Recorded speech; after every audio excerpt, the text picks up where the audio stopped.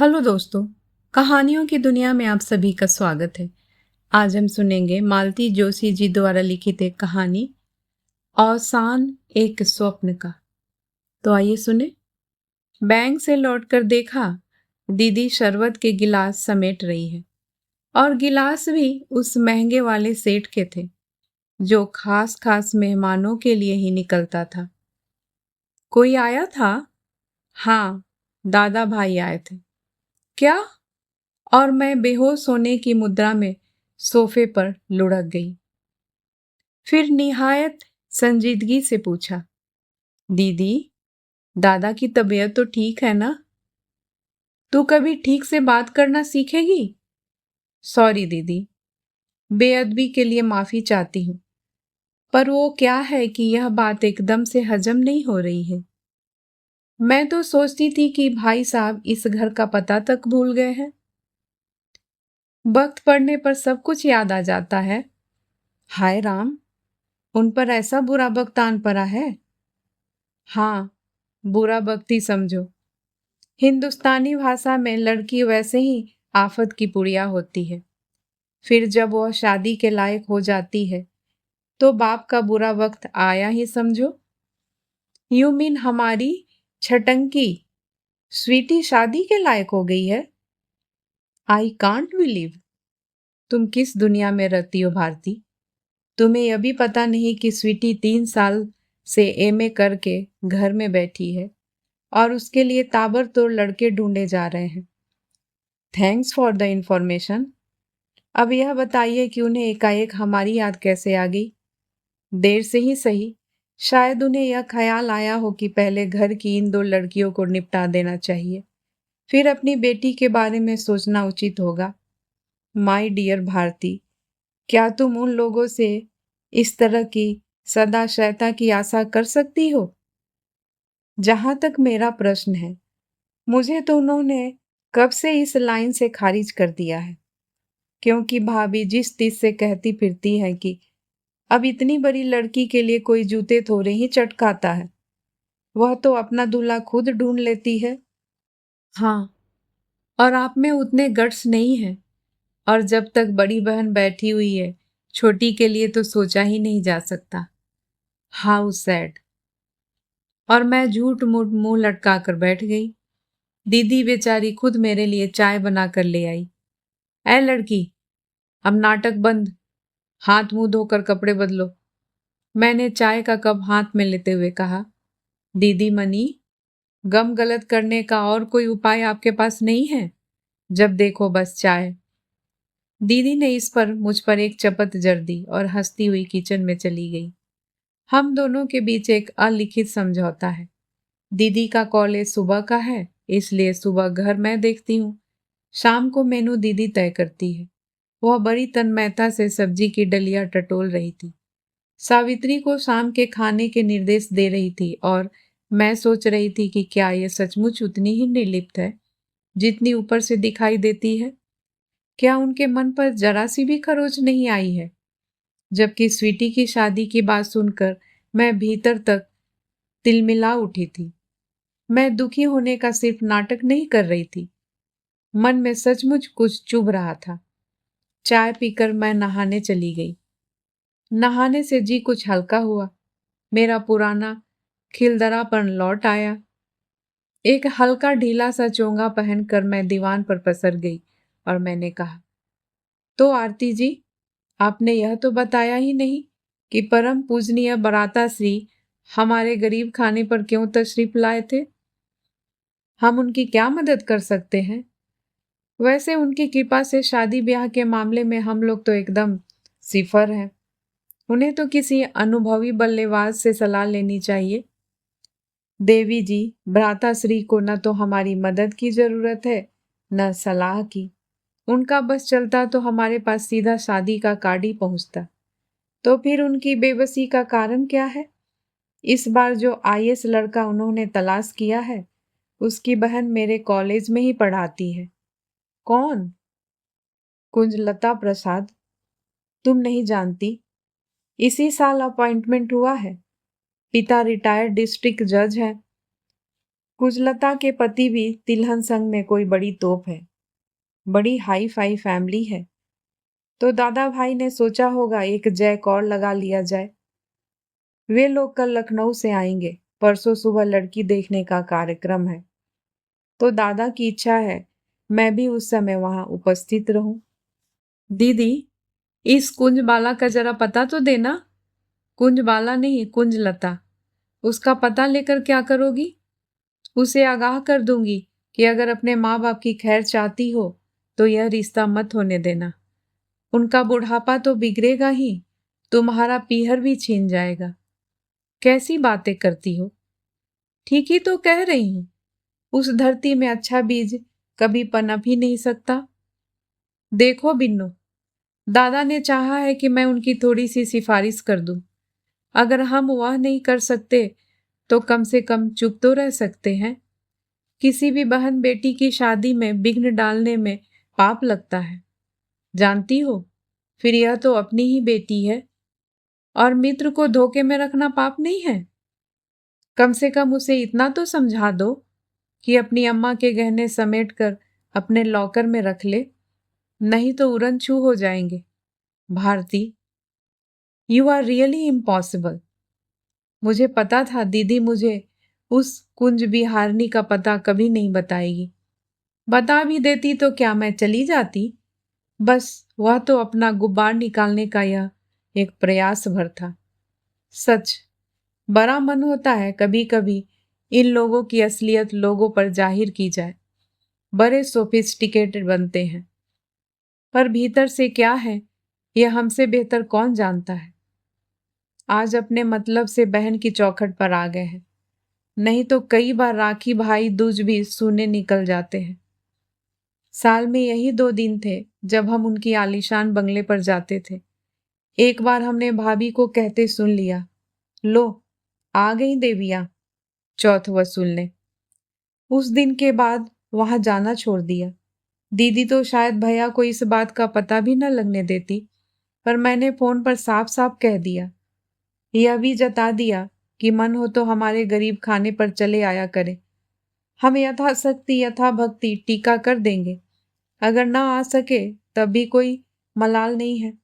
दुनिया में कईयों के भाई नहीं होते हैं, पर वे भी तो जी लेती हैं। हम भी जी लेंगे। विडम्बना तो यह है कि हमारे एक नहीं दो दो भाई हैं। बड़े के ये हाल है और छोटा तो सालों से दुबई में जमकर बैठा है।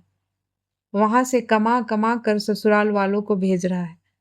वे उनके लिए महल तामीर कर रहे हैं, पर जिसने उसे इस लायक बनाया है उसकी सूद लेने के लिए उसके पास फुर्सत ही नहीं है। दुख तो यही है कि दीदी ने ऐसे नालायक के लिए अपने सारे सुख ताक पर रख दिए, अपना जीवन होम कर दिया। एक जमाना था जब लोग हमारे परिवार की मिसाल दिया करते थे।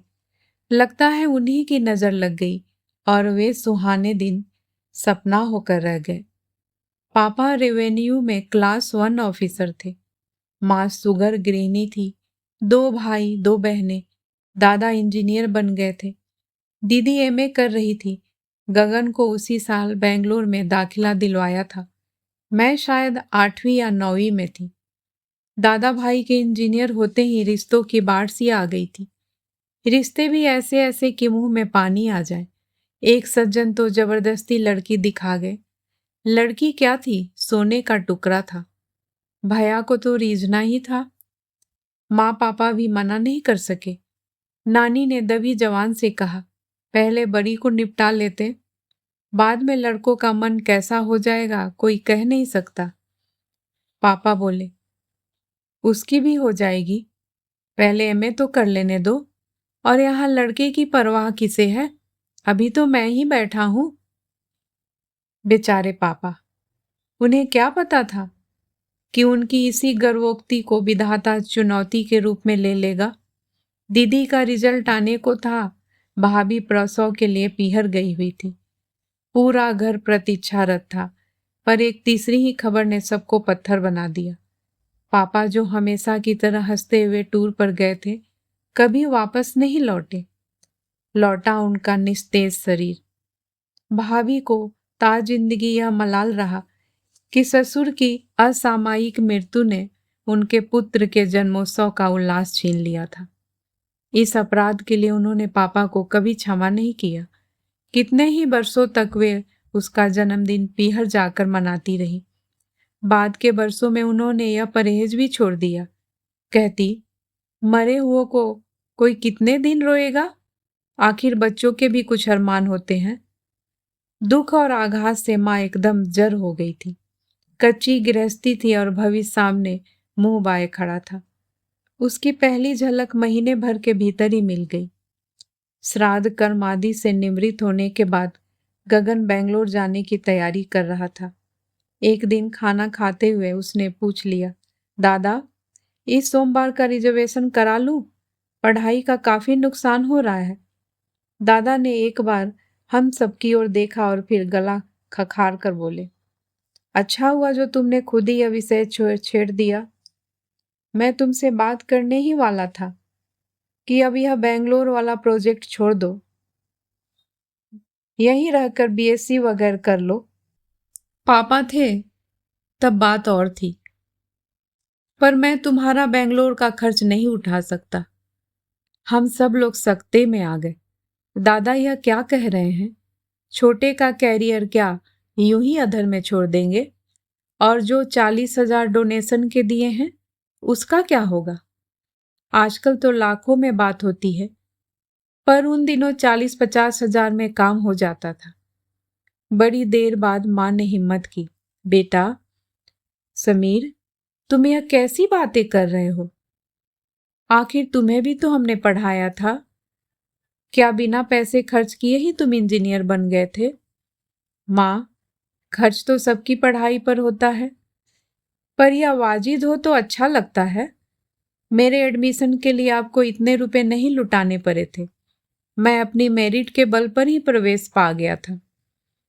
गगन की जीत पर पापा ने इतना बड़ा जुआ खेला। मैं तो तब भी इसके खिलाफ था, पर इस समय पापा खर्च कर रहे थे। मुझे बोलने का कोई हक नहीं था, पर अब तो यह सब मुझे ही भुगतना है और साफ बात है कि यह मेरे बस का नहीं है। बेचारे, भाभी बोल पड़ी, इतनी बड़ी गृहस्थी और कमाने वाले एक अकेले, बेचारे कहाँ तक करेंगे? माँ का चेहरा फक पड़ गया। बहू रानी ने खतरे की पहली घंटी बजा दी थी। गगन भैया का भी मुंह इतना सा निकल आया था।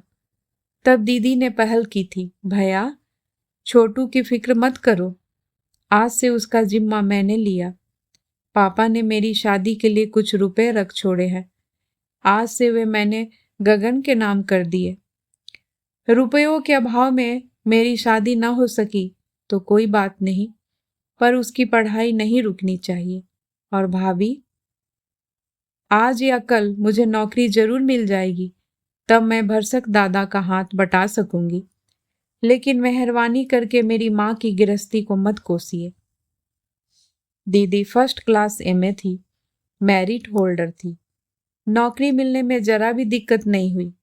वेतन भी अच्छा था, जिसे वे लाकर दादा के हाथ पर रख देती थी। लेकिन फिर जरा जरा सी बातों के लिए उन्हीं के आगे हाथ पसारना पड़ता। वह खुद तो कुछ नहीं कहते थे, पर जो कुछ भाभी से कहलवाते थे उसे सुनकर कलेजा छलनी हो जाता था। इतने दिनों बाद पता चला कि जिसे हम सोने का टुकड़ा समझकर घर में लाए थे, वह तो आग का गोला थी। तन मन को राख करने की क्षमता उसमें थी। माँ की पेंशन स्वीकृत होने में 4-6 महीने लग गए। वे दिन बड़े कसाले में कटे। माँ दीदी के वेतन का हश्र देख चुकी थी, इसलिए उन्होंने अक्लमंदी का काम यह किया कि पेंशन अपने पास ही रखती रही, किसी को हाथ नहीं लगाने दिया। अपने और बच्चों के छोटे मोटे खर्चे उसी से चलाती रही। अपना पैसा हाथ में रखने से उनमें एक आत्मविश्वास सा आ गया था और वह अंत समय तक दबंग बनी रही। यह जरूरी भी था। किसी सीधी सादी औरत को तो भाभी खा ही जाती। अब माँ के सामने बस एक ही चिंता थी, दीदी की शादी। जैसे जैसे दीदी की उम्र बढ़ती जा रही थी, माँ का धैर्य चुकता जा रहा था। उधर भाभी पर दिन ब दिन निखार आता जा रहा था। उसके लिए वह 100 जतन भी कर रही थी। इधर दीदी दिन पर दिन बुढ़ा रही थी। पहनने ओढ़ने का उन्हें जरा भी शौक नहीं रहा। सजने संवरने के प्रति वह उदासीन होती जा रही थी। कभी मैं जिद करती तो कहती, रहने दे रे, यह सब करके मुझे अब किसको रिझाना है। भरी जवानी में उनका यह जोगन सा बाना माँ को 100 दंस देता था। छोटे भैया जब भी छुट्टियों में आते माँ को आश्वस्त करते, माँ तुम चिंता मत करो, बस मेरी नौकरी लग जाने दो, साल भर के अंदर दोनों बहनों के हाथ पीले कर दूंगा। बड़े आंखों पर पट्टी बांध कर बैठे हैं तो बैठने दो, मैं तो हूं। छोटे की बात से माँ को बहुत दिलासा मिलती, पर पढ़ाई थी कि खत्म ही नहीं हो रही थी। हर बार 1-2 विषय रह जाते, तब लगता दादा ठीक ही कह रहे थे। लड़के की कुबत जाने बिना पापा ने जबरदस्ती उसे यह कोर्स दिलवा दिया। अब न तो छोड़ते बनता है न खर्च पूरा पड़ता है। यथा अवकाश मैंने बीकॉम कर लिया। एमकॉम करते हुए मैंने बैंक की परीक्षाएं भी दे डाली।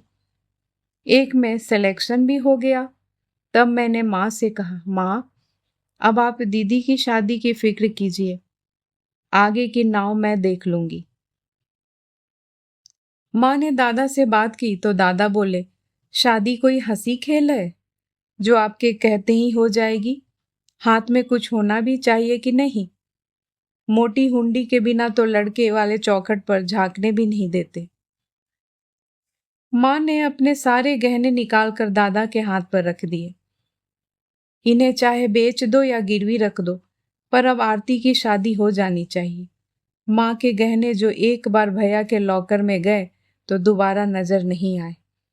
शहर से दूर भैया का आलीशान बंगला जरूर बनता रहा।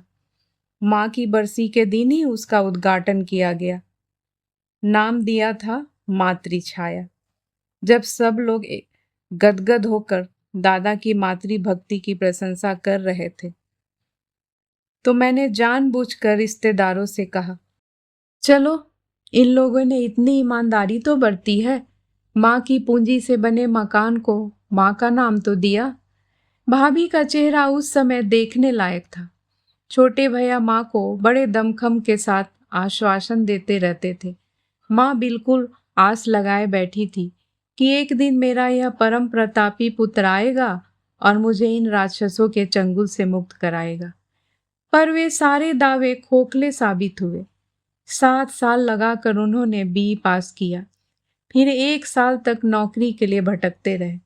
तभी उनके एक सहपाठी ने उन्हें लपक लिया और अपनी इकलौती बहन के साथ शादी का प्रस्ताव रख दिया।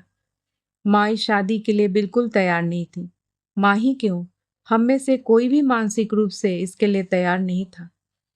इस शादी का मतलब था दादा पर एक और बोझ डालना। इस शादी का मतलब था दीदी की शादी और 2-4 साल के लिए टल जाना। इधर हम लोग इस ऊहापोह में व्यस्त रहे, उधर ये दोनों प्रेम की पींगे बढ़ाते रहे। लड़की वालों ने जानबूझकर उन्हें छूट दे रखी थी। यह एक तरह से अरेंज लव मैरिज थी। शादी बिना किसी की रजामंदी के, बिना किसी लेन देन के संपन्न हो गई। उन लोगों को मुफ्त में इंजीनियर दूल्हा मिल गया। शादी करके लौटे तो भैया बहुत शर्मिंदा थे।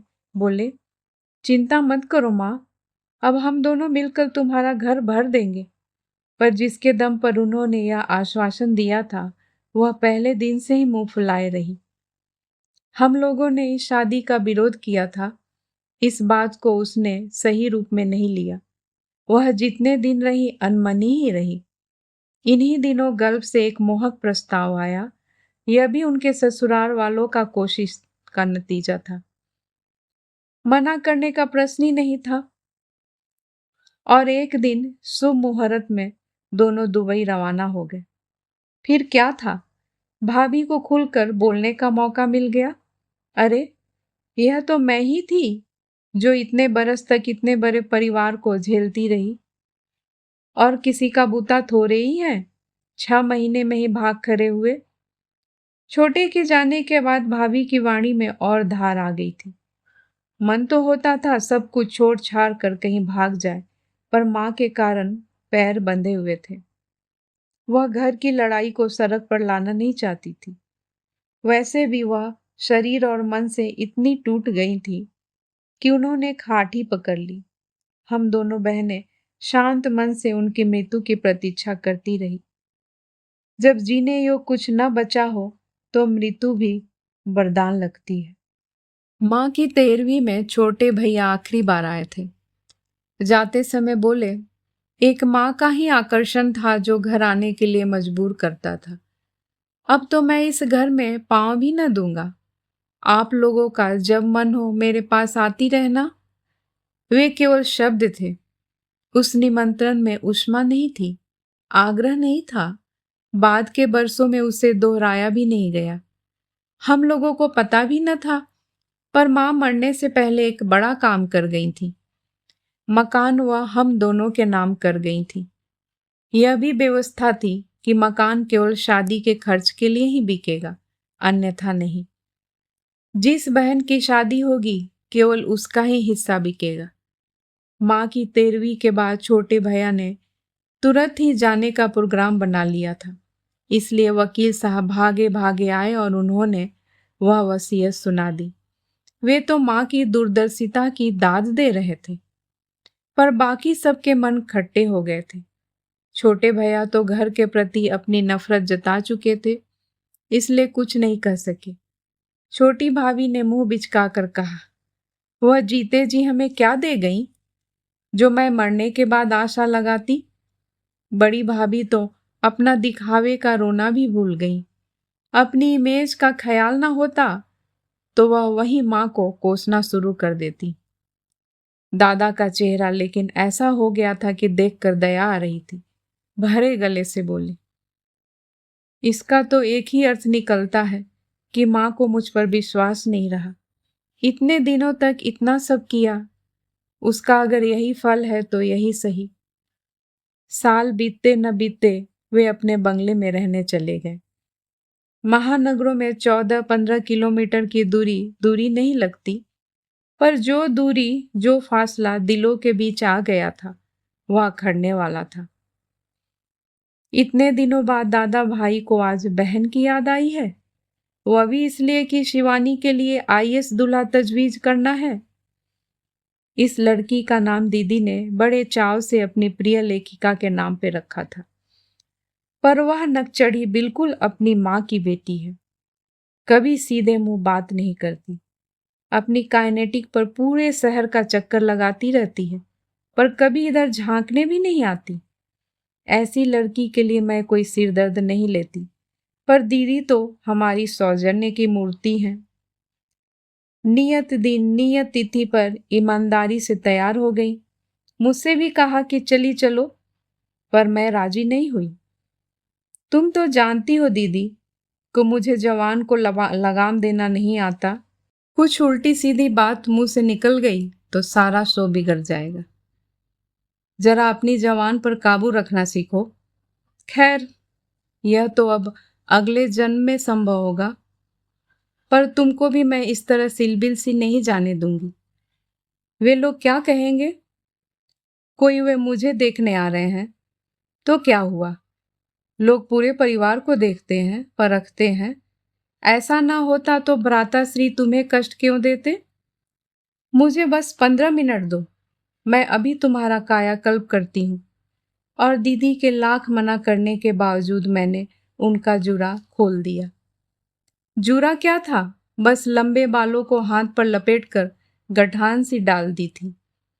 मैंने बहुत सुंदर कलात्मक सा जूरा बनाया, उस पर एक पीले गुलाब का फूल टांक दिया, अपनी एक पोचम पल्ली पहनने को दी। उनके वार्डरोब में तो चंदेरी के सिवा कुछ था ही नहीं। हैदराबादी मोतियों का एक पतला सा सेट उन्हें पहनाया, हल्का सा मेकअप भी कर दिया, पर्स और चप्पल तक अपनी निकाल कर दी। जब मैं संतुष्ट हो गई तो मैंने कहा, अब आईने में देखो, खुद को भी पहचान नहीं पाओगी। दीदी ने आईने में देखा और अपने प्रतिबिंब पर खुद ही लजा गई। सच दीदी, आज इतनी सुंदर लग रही हो कि बस कहीं दूल्हे में या स्वीटी को छोड़कर तुम्हें ही न घूरने लगे।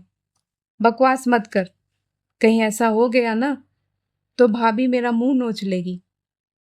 तब मुझे क्या पता था कि मेरे मुंह से होनी ही बोल रही है। तैयार होकर दीदी बाहर निकली तो मुझे होश आया। दीदी, अभी आशा करना तो व्यर्थ है कि भ्राताश्री आपके लिए गाड़ी भेजेंगे, पर मैं आपको 15 किलोमीटर स्कूटर पर नहीं जाने दूंगी। मेरी सारी मेहनत पर पानी फिर जाएगा। 5 मिनट रुको, मैं अभी ऑटो लेकर आती हूँ। आश्चर्य, दीदी ने मेरा प्रतिवाद नहीं किया। इतना सज सवर कर स्कूटर पर जाते उन्हें खुद संकोच हो रहा होगा। वहां से लौटने के बाद लेकिन खूब बिगड़ी। मुझे कितना लेट करवा दिया आज। पता है, वे लोग मुझसे पहले पहुंच गए थे और सबके सामने मैंने ऐसे प्रवेश किया जैसे मैं ही गेस्ट ऑफ ऑनर हूं। यही तो मैं चाहती थी। क्या कि सब लोग तुम्हें देखे, अप्रिसिएट करे। और लोग तो जैसे देख ही रहे थे, ठीक ही था, पर भाभी तो एकदम आंखें फाड़ कर देख रही थी। तुम्हारी सजा उनसे 21 थी ना, जलकर खाक हो गई होंगी बेचारी। और पता है बाद में स्वीटी ने क्या कहा? बोली, बुआ आपको कंफ्यूजन हो गया लगता है। आज कोई मेरी सगाई थोड़ी है, आज तो वे लोग सिर्फ मुझे देखने आए हैं। उसे कहना हमारी बद्दुआएं लगती रही तो तेरी सगाई कभी होगी भी नहीं। चुप कर, कुछ भी बके चली जाती है। वे लोग क्या हमारे दुश्मन हैं? उन्हें दोस्त भी तो नहीं कहा जा सकता। हाँ, उनका एक ही प्लस पॉइंट है, वे भी उसी माँ की कोख से पैदा हुए हैं। तीसरे ही दिन, शायद रविवार था, मैं सोफे पर पसर कर टीवी देख रही थी कि फाटक के पास गाड़ी रुकने की आवाज आई। खिड़की से झांक कर देखा, दादा भाई और भाभी पधार रहे हैं। लगता है स्वीटी की शादी तय हो गई है, तभी तो भाभी भी साथ आई हैं, नहीं तो वो इस घर का रास्ता ही भूल गई थी। मैंने खूब घूर घूर कर देखा, पर उन लोगों के हाथ में मिठाई का कोई पैकेट नजर नहीं आया। भाभी पर इतना गुस्सा आया, कंजूस कहीं की। अरे, जरा मुंह मीठा करवा देती तो क्या खजाने में कोई कमी आ जाती। मैंने भरसक प्रसन्न मुद्रा में दोनों का स्वागत किया। दोनों माती सूरत बनाकर घर में घुसे और मुंह लटकाकर सोफे पर बैठ गए। दीदी अभी अभी नहा कर निकली थी और पीछे आंगन में बाल सुखा रही थी। मैंने कहा, आरती जी, आरती का थाल सजाकर बाहर लाइए। लक्ष्मी नारायण आए हैं। मतलब? दादा भाभी आए हैं। अरे वाह!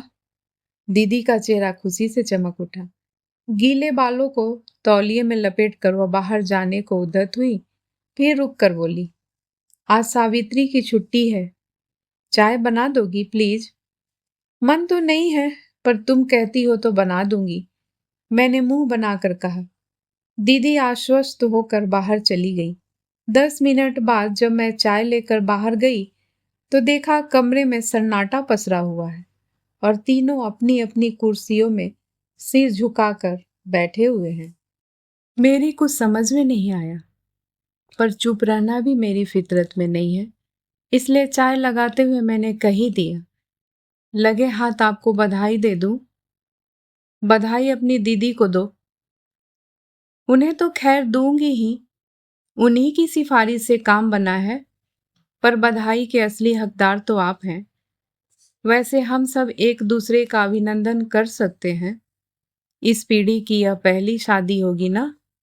नहीं, अभी तो पिछली पीढ़ी का ही हिसाब चल रहा है। अरे वाह, मैं तो सोच रही थी कि वह खाता बंद हो गया है। File closed. भारती, थोड़ी देर चुप रहोगी? दीदी मुझसे इस स्वर में बोलेगी, मैंने कभी सोचा भी न था। अपमान से मेरे तो आंसू निकल आए। ये लोग सामने न होते तो मैं रो देती। कमरे में एक असहज मौन छाया हुआ था। बड़ी देर बाद दादा ने ही उसे तोड़ा। बोले, उन लोगों ने अपने एक तलाकशुदा भाई के लिए आरती का हाथ मांगा है। तलाकशुदा शब्द सुनकर मुझे तो जैसे आग लग गई। दीदी की परवाह न करते हुए मैंने कसैले स्वर में कहा, अरे वाह, यह तो बड़ा ही शुभ समाचार है। फिर आप लोगों के चेहरे इतने उदास क्यों हैं? उन लोगों ने स्वीटी को रिजेक्ट कर दिया है, दादा डूबती सी आवाज में बोले। ओह, सो सैड। कोई वजह तो बताई होगी। वजह अपनी दीदी से पूछो, भाभी एकदम फट पड़ी। आपका मतलब है दीदी की वजह से यह शादी टूटी है? इम्पॉसिबल। दीदी के दुश्मन भी उन पर इस तरह का इल्जाम नहीं लगा सकते। यही तो मैं भी कह रही हूं, दीदी रुआंसे स्वर में बोली। I am very sorry about Sweety, पर मुझे पता तो चले कि मेरा कसूर क्या है। अब इतनी भोली भी मत बनो आरती। तुम्हें मिसेस प्रसाद के लंदन पलट चाचा के बारे में सब कुछ मालूम था, तभी तो पूरी तैयारी के साथ वहां पहुंची थी। मैं अपनी मर्जी से नहीं गई थी भाभी, दादा खुद आकर निमंत्रण दे गए थे और तुमने उस निमंत्रण का पूरा लाभ उठाया। ऐसे बन सवर कर पहुंची थी जैसे वे लोग तुम्हें ही देखने आए हो। अरे, इतना ही शौक था तो हमसे कहती, हम तुम्हारे लिए अलग से प्रोग्राम अरेंज कर देते। पर इस तरह स्वीटी के भविष्य से खिलवाड़ करने की क्या जरूरत थी? दीदी ने असहाय भाव से मेरी ओर देखा। समझ गई कि यह बमबारी झेलना उनके बस का नहीं है। फौरन भाभी की सुपरफास्ट को बीच में रोक लिया। 1 मिनट भाभी, प्लीज मुझे इतना बता दीजिए कि दीदी ने स्वीटी के भविष्य के साथ क्या खिलवाड़ किया है। मेरी समझ में यह नहीं आ रहा है कि दीदी चाहे जितना बन सवर ले, उसे स्वीटी को क्या खतरा हो सकता है। बहुत से बहुत यह शिवानी की चचिया सास बन जाती, पर यह तो कोई खौफ खाने वाली बात नहीं है। उनके जैसी नीरह सास तो दुनिया में ढूंढे नहीं मिलेगी। खैर, आपको एक बात बता दूं, उस दिन दीदी को मैंने ही तैयार किया था। यह तो हमेशा की तरह सिलविल सी चली जा रही थी। मैंने ही कहा कि दादा की प्रेस्टीज का सवाल है, वहां बड़े बड़े लोग आएंगे, तुम ऐसे लष्टम पष्टम चली जाओगी तो क्या इंप्रेशन पड़ेगा। अरे, इंप्रेशन तो उसने खूब जमाया था। पॉलिटिक्स, लिटरेचर, म्यूजिक, स्पोर्ट्स, कोई विषय हो, हर विषय पर अपना ज्ञान बघाड़ती रही, धुआंधार बोलती ही रही। स्वीटी को तो मुंह खोलने का मौका ही नहीं दिया। मुझे तो हंसी आ गई। स्वीटी बेचारी मुंह खोलती भी तो क्या बोलती? Michael Jackson, Alisha Chinoy, Sydney Seldon और बोल्ड एंड ब्यूटीफुल के आगे तो उसकी दुनिया ही नहीं है। उस आईएएस लड़के ने जरूर उसकी औकात परख ली होगी, तभी तो। पर प्रकट रूप में मैंने अत्यंत गंभीर स्वर में कहा, भाभी, मैं आपसे यही कहना चाहती थी, दीदी के पास अपनी ग्रेस है, गरिमा है, प्रतिभा है। दूसरों को इम्प्रेस करने के लिए वह किसी साज सिंगार की मोहताज नहीं है। वैसे भी इस उम्र में रूप सज्जा कोई मायने नहीं रखती। वह तो मेरी जिद थी जो उन्होंने पूरी की। दोष अगर देना है तो मुझे दीजिए। भाभी कुछ नहीं बोली, मुंह फुलाए बैठी रही। कमरे में फिर एक चुप्पी पसर गई। कुछ देर बाद मेरा तो दम घुटने लगा। सोचा कि इस बैठक का अब समापन ही कर देना चाहिए, इसलिए बड़े ही नाटकीय अंदाज में कहा, स्वीटी के लिए सचमुच बड़ा दुख हो रहा है। Better luck next time. हो सकता है उसके भाग में इससे भी अच्छा दूल्हा हो, पर इस समय आपकी जो मन स्थिति है उसे मैं समझ सकती हूँ। पर इसके बावजूद आप यह संदेश देने यहाँ तक आए, सचमुच यह आपका बड़कपन है। भाभी एकदम भड़क गई। हम कोई संदेश वंदेश देने नहीं आए हैं, समझी? ऐसे महात्मा नहीं है हम तो सिर्फ यह बताने के लिए आए हैं कि तुम लोगों ने हमारे साथ कितनी घटिया हरकत की है, और यह भी कह देते हैं कि कल के गए अगर शादी करे तो हमें कन्यादान का न्योता मत दे देना। हम नहीं आएंगे। भाभी प्लीज जरा मेरी बात सुनिए। तुम चुप रहो दीदी, हर बात पर क्षमा याचना की मुद्रा में खड़े होने की जरूरत नहीं है। इस बार मैंने दीदी को डपट दिया और फिर भाभी से मुखातिब हुई। हाँ, तो किस दान की बात कर रही थी आप? दीदी कोई आलू बैंगन है कि उन्होंने मांगा और आपने उठाकर दे दिया? वैसे भी आपको कन्यादान का हक कहाँ पहुँचता है? ये अधिकार तो उसका होता है जो कन्या का पालन पोषण करता है। कम से कम आप लोग तो इसका दावा नहीं कर सकते। सुना आपने? इतने दिनों तक जो किया है उसका यह फल मिल रहा है। इतने दिनों तक आपने क्या किया है, इसका लेखा जोखा अकेले में अपने आप से मांगिएगा। कम से कम अपने आप से तो आप झूठ नहीं बोल पाएंगी। इनफ। भाभी एकदम उठकर खड़ी हो गई। उनके साथ साथ दादा भी उठ गए। इतनी देर बाद एहसास हुआ कि दादा कब से चुप बैठे हुए हैं। इस गर्मा गर्म बहस में उन्होंने जरा भी हिस्सा नहीं लिया है। समझ गई कि दादा आज अपनी मर्जी से नहीं आए हैं। अपनी भड़ास निकालने के लिए भाभी उन्हें यहाँ खींच कर लेकर आई हैं। भाभी तो दनदनाती हुई बाहर निकलकर गाड़ी के पास खड़ी हो गई थी। दादा जूतों के तस्मे बांधने के बहाने थोड़ी देर रुके रहे। जाते हुए अस्फुट स्वर में जैसे अपने आप से बोले, शिवानी बहुत नर्वस हो गई है। She has taken it very badly. हम सभी इस रिश्ते से बहुत आस लगाए थे। उन लोगों के जाते ही मुझ पर जैसे हंसी का दौरा पड़ गया। दीदी ने कोई 4-5 बार डांट लगाई होगी, तब जाकर मेरा दिमाग दुरुस्त हुआ। दीदी, अब आया उठ पहाड़ तले। भगवान ने इन्हें इसलिए बेटी दी है कि ये माँ बाप का दर्द समझ सके। अब इन्हें समझ में आएगा कि माँ कितना तड़पती होगी, कितना तरस तरस कर मरी है माँ। उनकी आत्मा का श्राप इन्हें जरूर लगेगा, देखना। चुप कर। अब एक भी शब्द बोली तो ठीक नहीं होगा। बत्ती सी है कि आफत, जो कहती है वही सच हो जाता है। वो इसलिए दीदी कि मैं जो कहती हूँ सच्चे मन से कहती हूँ। मेरी अंतरात्मा से वह आवाज निकलती है। अब उस दिन तुम्हें तैयार करते हुए मैंने सोचा था। बस कर, अब उसकी याद भी मत दिला। सोच कर भी शर्म आ रही है। आज तक किसी से इतनी कड़वी बातें नहीं सुनी थी। तुम्हारी कृपा से आज वो भी सुन ली। उन बातों पर मत जाओ दीदी। वे तो अपनी भड़ास निकाल रही थी, किसी का गुस्सा किसी पर उतार रही थी। तुम ही तो बता रही थी कि स्वीटी के लिए 3 साल से दूल्हा ढूंढा जा रहा है। फिर इतने दिन बाद क्यों नहीं बनी? तब तो तुम बीच में नहीं थी ना। पर अब यह बेकार का बवाल हो गया। हमेशा के लिए संबंध खराब हो गए।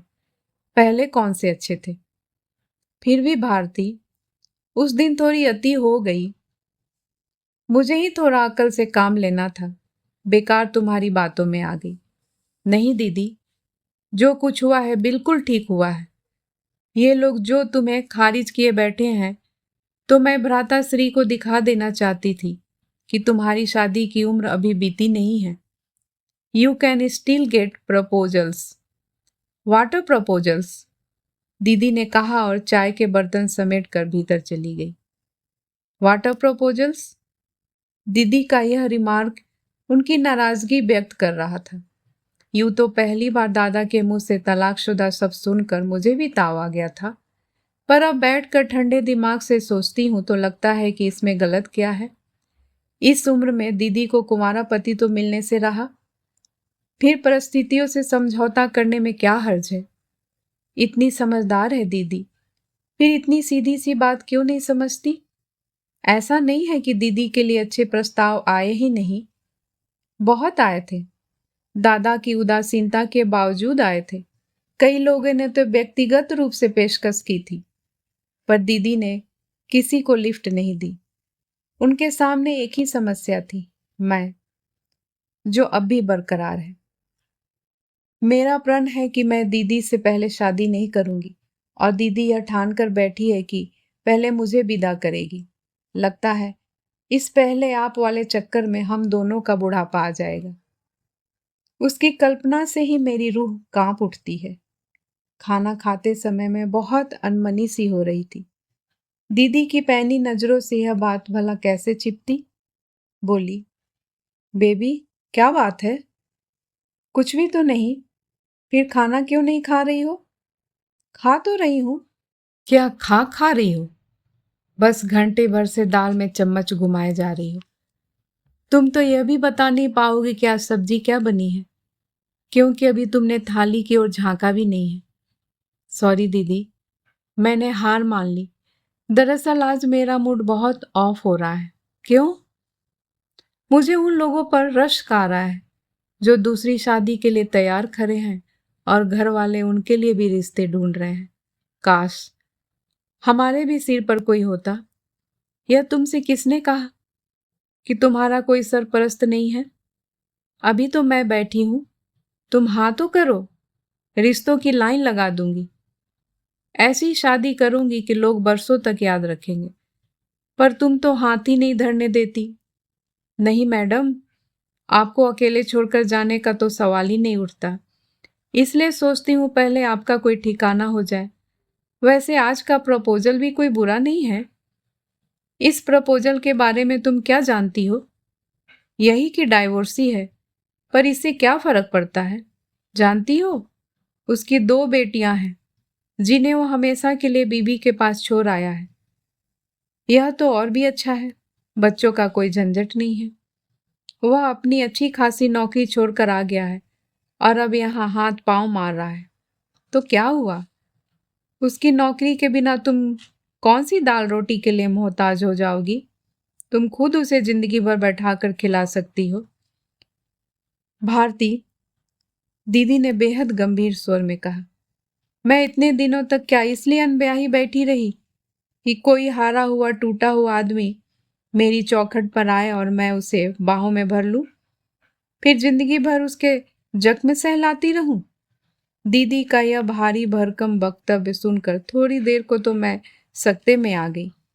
फिर धीरे से पूछा, अब तुम ही बता दो कि तुमने क्यों इस तरह से संन्यास धारण कर लिया है?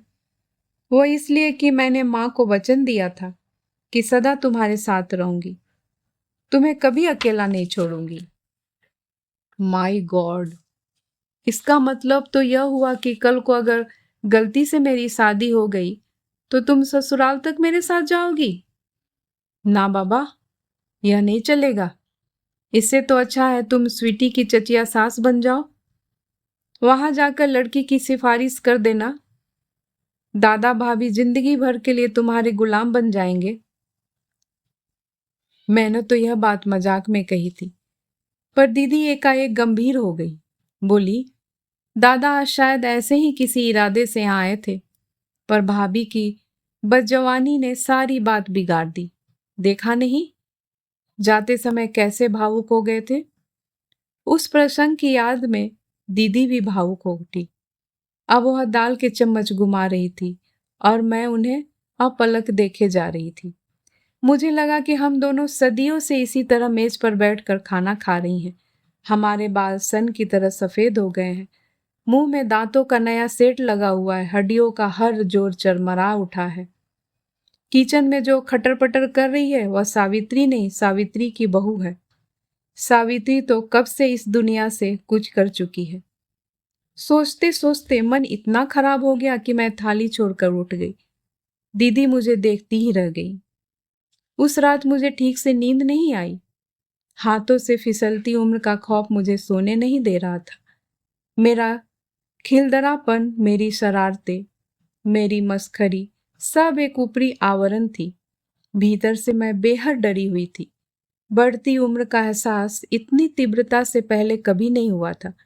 दीदी मुझे अक्सर प्यार से बेबी कहती थी और बैंक की नौकरी के बावजूद मैं अंतर्मन से बेबी ही बनी हुई थी। पर स्वीटी की शादी की चर्चा ने मुझे बौखला दिया था। लग रहा था कि मैं एकदम सीनियर बैच में आ गई हूँ और यह ख्याल बड़ा डरावना था। विवाह मेरे लिए सिर्फ शारीरिक आवश्यकता नहीं थी, वह एक मानसिक भूख भी थी। एक स्थिर और सुरक्षित जीवन की चाह मेरे भीतर करवट ले रही थी। माँ ने मुझे एक घर दिया था, पर वह अपना कभी नहीं लगा। अपने घर की लालसा मन में बराबर बनी रही। मैंने अभी सपने देखना बंद नहीं किया था। मैं दीदी की तरह नितांत बैरागी बनकर जी नहीं सकती थी। मुझे लगा कि दीदी बहुत ज्यादती कर रही हैं, अपने साथ भी और मेरे साथ भी। आज इस किस्म के ही सही प्रस्ताव आ तो रहे हैं, कल को वे भी नहीं आएंगे। तब क्या उन्हें इस बात का डर नहीं लगता उन जैसी संवेदनशील नारी तो किसी के भी जख्मों पर मरहम लगा सकती है। फिर पति के दुख बांटने में क्या हर्ज है? आज मेरे लिए भी संभावनाओं के द्वार खुले हुए हैं। बहुत देर हो गई तो वे भी बंद हो जाएंगे। तब मुझे भी गलत समझौते करने के लिए मजबूर होना पड़ेगा। दीदी तो विकलांग हो गई हैं, उन्हें कुछ नहीं व्यापता, पर मैं तो कभी कभी भविष्य की चिंता से कांप उठती हूँ। पता नहीं यह मेरा पागलपन था या उत्सुकता। दूसरे दिन दोपहर 12 बजे मैं कुंजलता प्रसाद के घर की घंटी बजा रही थी। नौकर ने दरवाजा खोला और बड़े अदब के साथ बताया कि साहब टूर पे गए हैं, मैडम जी कॉलेज गई हैं, घर में मम्मी पापा जी हैं, उनसे मिलना चाहेंगी? मैंने स्वीकृति में सिर हिला दिया। मैडम जी कॉलेज गई होगी यह तो मालूम ही था, इसलिए तो यह बेतुका समय चुना था। उस समय हमारी दीदी रानी भी कॉलेज में होगी। उन्हें तो इस बात का इल्म भी नहीं है कि मैंने आज छुट्टी ले ली है। घर पर होती तो 100 प्रश्न पूछकर बेजार कर देती। यहाँ आने के बारे में तो बताना ही बेकार था। वह कभी इजाजत नहीं देती। मुझे बाइज्जत ड्राइंग रूम में बैठाया गया। थोड़ी देर बाद पति पत्नी कमरे में प्रविष्ट हुए। जज साहब का व्यक्तित्व बड़ा भव्य और प्रभावशाली था। उनकी पत्नी घरेलू किस्म की महिला लगी। सीधे पल्ले की साड़ी, सिर ढका हुआ, खिचड़ी बाल करीने से बांधे हुए, ममता छलकाती आंखें। मुझे एकदम माँ की याद आ गई। उस पीढ़ी की सभी महिलाएं शायद ऐसी ही ममतामयी होती थी। मैंने उठकर नमस्ते की। अपना असमंजस छिपाने के लिए यूं ही पूछ लिया, आप मिसेस प्रसाद के मम्मी पापा हैं? जी हाँ, पर आपको पहचान नहीं पा रहा हूं। पहचानेंगे कैसे? आज पहली बार ही तो देख रहे हैं। मैं समीर कुमार टंडन की बहन हूं, भारती टंडन। पिछले दिनों आप उनकी बिटिया को देखने गए थे। ओह, तो आप आरती की छोटी बहन हैं। तभी चेहरा पहचाना सा लग रहा था। जी, चेहरे पर मत जाइए। मैं दीदी की तरह शांत और सुशील नहीं हूं, थोड़ी मुंहफट हूं। बोलिए। दरअसल मैं आपसे लड़ने आई हूं। लड़िए। मैंने देखा उनकी आंखों में शरारत हंस रही थी। मतलब वो मुझे बिल्कुल भी सीरियसली नहीं ले रहे थे। उनके इस रवैये से मेरा सारा आवेश ठंडा हुआ जा रहा था। कितना कुछ सोच कर आई थी, पर अब कुछ भी याद नहीं आ रहा था। आप कुछ कहना चाहती थी ना? जज साहब, मैंने हिम्मत बटोर कर कहा, आप तो इतने विद्वान व्यक्ति हैं, आपसे तो ऐसी उम्मीद न थी। कैसी? मतलब आपने तो लड़कियों को बिल्कुल सब्जी मार्केट में ही तब्दील कर दिया कि गोभी नहीं चाहिए आलू दे दो, कद्दू नहीं चाहिए लौकी पकड़ा दो। यह तो कोई बात नहीं हुई। आपको जो लड़की दिखाई गई है उसे देखिए, पसंद आ गई तो ठीक है, वरना छुट्टी कीजिए। यह क्या बात हुई कि हमें बेटी नहीं चाहिए, बहन दो दो? तो इसलिए आप नाराज हैं?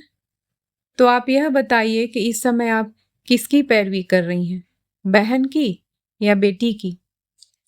यह मजाक की बात नहीं है सर।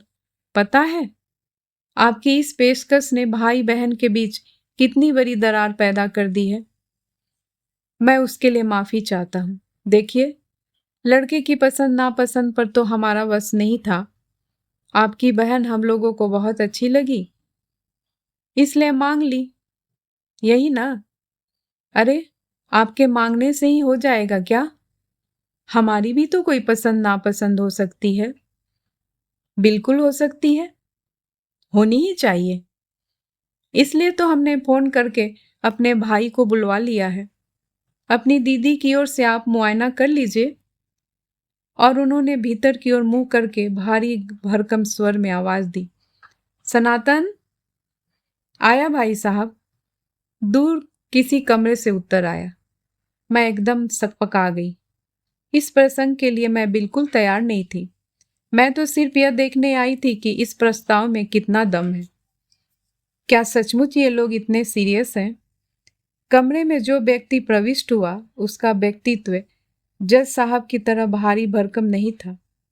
वह लंबा, गोरा और छरहरा था।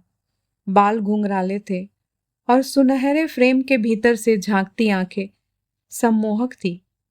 कुल मिलाकर वह व्यक्ति अपनी उम्र को मुगालता सा देता लगा। अरे भाई, बिटिया के लिए कुछ चाय वाय तो मंगवाओ। जज साहब ने पत्नी को आदेश दिया और फिर मुझसे मुखातिब होते हुए बोले, my younger brother Sanatan UK था, अब रिटायरमेंट लेकर स्वदेश लौट आया है। वहां तो सुना है कि रिटायरमेंट एज 65 है। फिर आप? आई एम 48, उन्होंने तपाक से उत्तर दिया। मैंने वॉलेंटियरी रिटायरमेंट ले लिया है। स्वदेश की याद खींच लाई या वहां से जी उब गया? ये दोनों बातें एक साथ भी तो हो सकती है। आपने वहां की नागरिकता ले ली थी? जी नहीं, मैं अभी भारतीय नागरिक हूँ and I am proud of it. आपके बच्चे? वे ब्रिटिश नागरिक हैं और रहेंगे। और भी कुछ पूछना है? मैंने देखा चश्मे के भीतर से उनकी आंखों में शरारत हंस रही थी। इस पूछताछ के दौरान वे आंखें बराबर मुझ पर टिकी हुई थी और मुझे असहज बना रही थी। इजाजत हो तो मैं भी कुछ पूछ लूं? मसलन आपका नाम? ओह सॉरी, जज साहब एकदम बोल पड़े। मैं इनका परिचय देना तो भूल ही गया। यह मिस टंडन है। क्या करती हैं यह तो मुझे मालूम नहीं। हम लोग सुबोध के लिए इनके भाई की बेटी को देखने गए थे। सुबोध को तो बिटिया पसंद नहीं आई। जज साहब की पत्नी चाय लगवा कर ले आई थी, पर हमें उसकी बुआ बहुत भा गई। बुआ से मतलब मेरी दीदी से है। कृपया किसी गलत फहमी में न रहें। मैंने सनातन को सचेत किया। भारती जी, हमें तो आप भी बहुत भा गई हैं। जज साहब बोले, काश मेरा एक और भाई होता। तलाकशुदा? तलाकशुदा क्या, तुम्हारे लिए तो तलाकशुदा पसंद हो तो मैं भी प्रस्तुत हूं, सनातन ने कहा। नो यंग मैन, हम तुम्हें इसकी इजाजत नहीं दे सकते। बिजलियों से तुम बहुत खेल चुके हो। अब तुम्हें एक शांत, सौम्य, सुशील पत्नी की जरूरत है और हमने वैसी ही लड़की ढूंढ ली है। सबसे बड़ी बात तो यह है कि वह खुद भी मोह भंग का दुख झेल चुकी है, तो तुम्हारी पीड़ा को अच्छी तरह समझ सकेगी। यह आप किस मोह भंग की बात कर रहे हैं? मैंने हैरत से पूछा। आपके भाई साहब से ही मालूम हुआ था। क्या? यही कि कोई एक अफेयर था जो परवान नहीं चढ़ सका। तब से वे जोगन बन गई है। शादी का नाम तक लेने से उन्हें चिढ़ होती है। दुख और आवेश से मेरा चेहरा एकदम लाल हो गया। होठ थरथरा उठे। जज साहब ने जरूर इसे लच किया होगा। बोले, क्या मैं कुछ गलत कह रहा हूं? I am really sorry but. नहीं, आप गलत क्यों कहेंगे? गलत तो उन्होंने कहा है जो दीदी के अविवाहित रहने के लिए जिम्मेदार हैं। अपनी गलती छिपाने के लिए उन्होंने यह कहानी गढ़ ली है। यह घर की बात थी, घर में ही रह जाती तो अच्छा था, पर दीदी के बारे में ऐसा कुप्रचार हो और मैं चुप रह जाऊं, यह तो नहीं हो सकता। तो सुन लीजिए, दीदी शादी नहीं कर सकी क्योंकि छोटे भैया की पढ़ाई बाकी थी और बड़े भाई ने साफ इनकार कर दिया था। वह अनब्याही रह गई क्योंकि घर में बूढ़ी बीमार माँ थी और उन्हें देखने वाला कोई नहीं था। वह अविवाहित रह गई क्योंकि मेरी परवरिश करनी थी और सबसे बड़ी बात यह है कि उनकी शादी के लिए आज तक किसी ने पहल नहीं की और खुद अपना दूल्हा ढूंढने के संस्कार हमारे परिवार में नहीं थे, इसलिए उनकी शादी नहीं हो सकी। बात करते करते मेरा गला भर आया था। मैं एकदम उठ खड़ी हुई। अच्छा, अब मुझे इजाजत देंगे? Thanks for the time you gave me. अरे बिटिया, चाय तो पीती जाओ, जज साहब की पत्नी बोली। गृहिणियों को हमेशा मेहमानों को खिलाने पिलाने की ही पड़ी रहती है और बातों से उन्हें कोई सरोकार नहीं होता। पर जज साहब मेरी बात समझ रहे थे। दोनों भाई मेरे साथ ही उठ खड़े हुए और मुझे छोड़ने बाहर तक आए। पोर्च में एक नीली मारुति खड़ी हुई थी। डॉक्टर सनातन ने उसका दरवाजा खोलते हुए कहा, let me have the pleasure. No thanks, मैं ऑटो कर लूंगी। चली जाओ बेटी, इसी बहाने यह भी तुम्हारा घर, तुम्हारी दीदी को देख लेंगे। जज साहब बोले। अब कोई चारा ही न था। चुपचाप जाकर गाड़ी में बैठ गई। अपनी सनी न लाने का बेहद पछतावा हो रहा था। दरअसल सनी पर बैठकर घर ढूंढना मुझे बेहद उबाऊ लग रहा था। ऑटो रिक्शा में यह सुविधा रहती है कि पूछताछ का काम ड्राइवर कर लेते हैं। काफी देर तक मैं गुमसुम बैठी रही। जब मुझे होश आया तो देखा गाड़ी शहर के पश्चिमी छोर पर चली जा रही है। हम लोग कहाँ जा रहे हैं? मैंने घबरा कर पूछा। मुझे क्या मालूम कहाँ जा रहे हैं? जब तक आप अपने घर का अता पता नहीं बताएंगी, मैं इसी तरह निरुद्देश घूमता रहूंगा। मैं झेप गई। मैंने उन्हें जरूरी दिशा निर्देश दिए और कहा, आप घर चल तो रहे हैं, पर एक बात मन से बिल्कुल निकाल दीजिए कि वहां भी दादा के घर की तरह शाही सरंजाम होगा। एक तो हम उतने बड़े लोग नहीं हैं, दूसरे पहले से कोई सूचना भी नहीं थी। पहली बात तो यह कि मैं आपके दादा के यहाँ की दावत में शरीक नहीं था, इसलिए उस शाही सरंजाम के बारे में कुछ नहीं जानता। दूसरी बात यह है कि आप भी अपने मन से यह ख्याल निकाल दीजिए कि मैं वहां आपकी दीदी को देखने जा रहा हूं। तो फिर आप? मैंने तो यह पेशकश इसलिए की है कि इसी बहाने आपका साथ थोड़ी देर और मिल जाएगा। मतलब? अब आप इतनी भी बच्ची नहीं हैं कि मतलब न समझ सके। मैं कानों तक लाल हो गई। वह स्वर, वे शब्द, वह दृष्टि तन मन को पुलक से भर दे रहे थे। मैं जानती थी कि पश्चिम में पुरुषों के लिए यह भाषा आम है। डॉक्टर सनातन भी स्त्री दाक्षिण्य का प्रदर्शन कर रहे हैं, पर मेरे लिए तो यह अनुभव नया था। अपनी बौखलाहट छुपाते हुए मैंने कांपते स्वर से कहा, जनाब, शायद आप यह भूल रहे हैं कि आपके लिए मेरी दीदी का इंतखाब हुआ है, पर आप मुझे अपनी दीदी से ज्यादा अच्छी लगी हैं। इसका क्या करूं? यह आप कैसे कह सकते हैं? मेरी दीदी को देखे बिना आप यह कंपैरेटिव स्टेटमेंट कैसे दे सकते हैं? भारती जी, जब से स्वदेश आया हूं, रिश्तों की जैसे बाढ़ सी आ गई है। अब तक दर्जनों लड़कियां देख चुका हूं, पर आपको देखकर लगा कि मेरी तलाश पूर्ण हो गई है। मेरा दिल इतनी जोर से धड़का कि लगा उछल कर बाहर आ जाएगा। यह व्यक्ति तो किसी भी युवती का स्वप्न पुरुष हो सकता है, और यह कह रहा है कि मैं उसकी तलाश का अंतिम बिंदु हूं। आनंद गंगा में मैं जैसे नहा उठी, पर भीतर ही भीतर मन कचोटने लगा।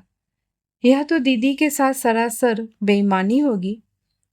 क्या मैं इसलिए इतनी ललक के साथ वहां गई थी? क्या मेरे अंतर मन में यह इच्छा पहले से छिपी बैठी थी? फिर मैं इतनी हर्ष विभोर क्यों हो रही हूं? दीदी को देखे बिना ही खारिज कर देना तो एक तरह से अन्याय होगा ना। उन्हें देखने का तो सवाल ही नहीं उठता। उन्होंने ट्रैफिक पर नजर गड़ाए हुए कहा, I want a woman with clean slate. मेरे कान एकदम झंझना उठे। प्लीज 1 मिनट गाड़ी रोकिए, मैंने कहा।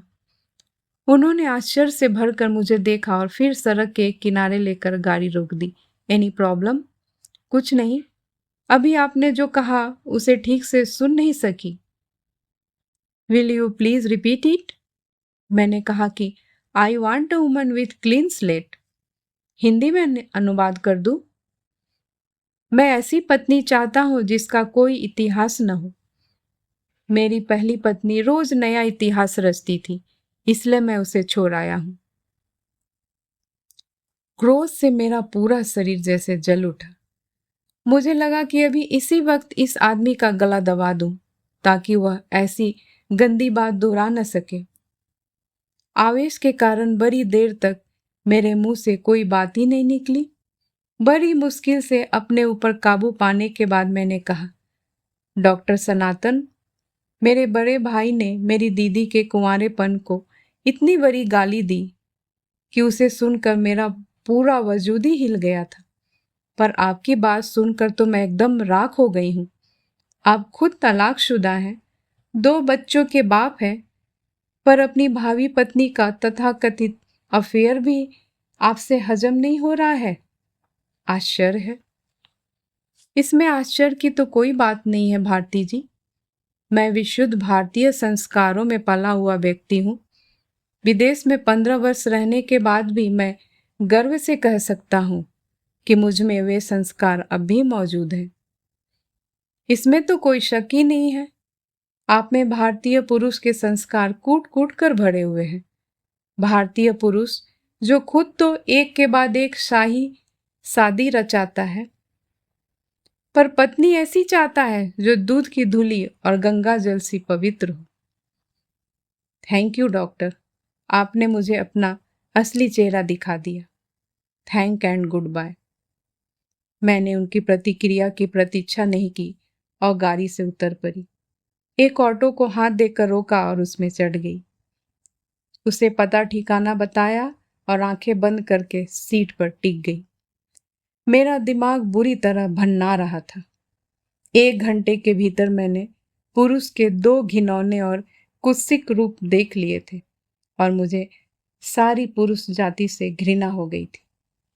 इन 2 में से एक तो मेरे पिता तुल्य बड़े भाई थे, दूसरा पुरुष मेरा बहुत कुछ हो सकता था। यह झटका न लगता तो मैं मोहाविश से उसकी ओर खींची चली जा रही थी। ईश्वर को धन्यवाद दिया कि मैं बाल बाल बच गई। घर पहुंचकर देखा दीदी कॉलेज से अभी अभी लौटी थी। अभी उन्होंने कपड़े भी नहीं बदले थे। मुझे टैक्सी से उतरते देखा तो एकदम बाहर आ गई। आज इतनी जल्दी कैसे आ गई? तबीयत तो ठीक है ना? मैं यही सोच रही थी कि आज गाड़ी क्यों नहीं ले गई, लेकिन अगर जी ठीक नहीं था तो जाने की क्या जरूरत थी? किसी को दिखाया भी या? ओफो दीदी, मैं एकदम फट पड़ी। मुझे घर में भी आने दोगी या थानेदार की तरह सवाल ही किए जाओगी? दीदी बेचारी सहम कर एक किनारे हो गई। मैं तीर की तरह भीतर घुसी और सोफे में धंस गई। मेरा दिमाग घूम रहा था, सिर दर्द से फटा जा रहा था। कमरे में बेहद घुटन हो रही थी। लगता था जैसे हवा का एक कण भी कहीं शेष नहीं है। तभी ठंडी हवा का एक झोंका तन मन को सहला गया। आंख खोलकर देखा, किसी ने पंखा फुल स्पीड पर चला दिया था। इतनी सोच और समझ दीदी के सिवा और किसके पास हो सकती थी? 10 मिनट बाद सेंटर टेबल पर एक गिलास आ गया था। उसमें तैरते बर्फ के टुकड़े देखकर ही मन में ठंडक पड़ गई। गिलास उठाकर मैं एक सांस में ही पूरा गटक गई। मेरी खास पसंद का पेय था, नींबू का ताजा शरबत। उसे पीते ही मैं तरोताजा हो आई। मन अब जरा सम पर आने लगा था। आते ही सोफे पर निढाल होकर पड़ गई। अब उठकर बैठ गई। किसी ने मेरे हाथ से गिलास लेकर मेज पर रख दिया था। और कौन होता? दीदी ही थी। मेरा मुंह ठिकाने पर आया देखकर वो मेरे पास आकर बैठ गई और मेरे बालों में उंगलियां पिरोते हुए बोली, अब बता, किससे लड़कर आई है? दीदी तो पूरी जासूस है, उनसे कुछ छिपाया जा सकता है? फिर भी मैंने मुंह बनाकर कहा, क्या मतलब? मैं क्या जिस तिस से लड़ती ही रहती हूं?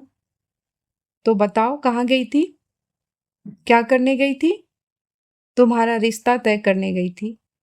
आई सी। तो फिर बात जमी नहीं, यही ना? इसलिए लड़कर आई हो ना? उनसे भला क्यों लड़ूंगी? लड़ाई तो मुझे भगवान से करनी है। हाय राम, उस बेचारे ने क्या बिगाड़ा है? अरे इतनी बड़ी दुनिया में एक भी पुरुष ऐसा नहीं बनाया जो तुम्हारी ऊंचाई को छू सके। सबके सब बौने हैं। यह भी कोई बात हुई? सो सैड, दीदी ने मेरी नकल उतारते हुए कहा। देख लिया ना बेबी, बेटी बेहाना कितनी टेढ़ी खीर है। बरसों जूते चटकाने पड़ते हैं और तुम हो कि एक ही दिन में पस्त हो गई। और मेरे गाल में चुटकी भरकर वह हंस दी। वही दूधिया चांदनी सी स्वच्छ उज्जवल हंसी जो देखने वाले को परबस बांध लेती है। इस भुवन मोहनी हंसी पर तो मैं सैकड़ों सनातन बार सकती हूँ। कहानी समाप्त हुई। कहानी सुनने के लिए बहुत बहुत धन्यवाद। और ऐसी ही अच्छी कहानियाँ सुनने के लिए प्लीज़ मेरे चैनल को लाइक एंड सब्सक्राइब ज़रूर करें। मैं फिर हाजिर होंगी एक नई कहानी के साथ। तब तक के लिए नमस्कार।